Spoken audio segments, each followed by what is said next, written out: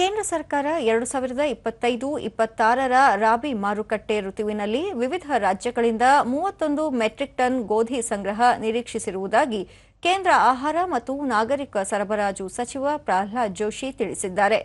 ಉತ್ತರ ಪ್ರದೇಶದಲ್ಲಿ ಮುಖ್ಯಮಂತ್ರಿ ಯೋಗಿ ಆದಿತ್ಯನಾಥ್ ಹಾಗೂ ಅಧಿಕಾರಿಗಳ ಜೊತೆ ಪರಿಶೀಲನಾ ಸಭೆ ನಡೆಸಿದ ಪ್ರಹ್ಲಾದ್ ಜೋಶಿ, ಕೇಂದ್ರ ಸರ್ಕಾರದ ಗೋಧಿ ಸಂಗ್ರಹಕ್ಕೆ ವಿವಿಧ ಏಜೆನ್ಸಿಗಳು ಗೋಧಿ ಉತ್ಪಾದಿಸುವ ರಾಜ್ಯಗಳ ಕೊಡುಗೆ ಅಗತ್ಯವಿದೆ. 2024-25 ಹಂಗಾಮಿಗೆ ಹೋಲಿಸಿದರೆ ಈ ಬಾರಿ ಗೋಧಿ ಸಂಗ್ರಹ ಶೇಕಡಾ 26ರಷ್ಟು ಹೆಚ್ಚಿದೆ. ಪ್ರಸ್ತುತ food corporation of India 13.55 metric ton ಗೋಧಿ ದಾಸ್ತಾನು ಹೊಂದಿದೆ ಎಂದು ಮಾಹಿತಿ ನೀಡಿದ್ದಾರೆ.